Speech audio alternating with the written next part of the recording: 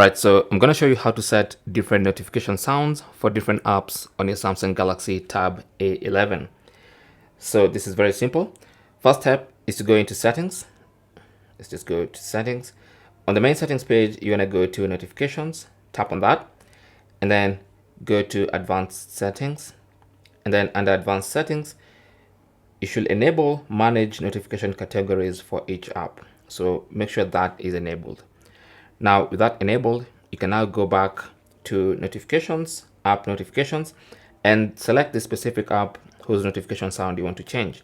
For instance, Gmail, I'm gonna first of all enable notifications, and then now you'll see notification categories, and then you can choose what happens when you basically get notifications, when you get mail. So you can tap on that and then choose a specific sound for when you get mail.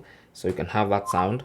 You can even have different notification sounds for different notification categories within the same app. Okay, so for instance, I've just chosen what happens when I get mail, and I can also choose what happens when I get mail with attachments. So I can have a different sound for that. So every app has its own categories.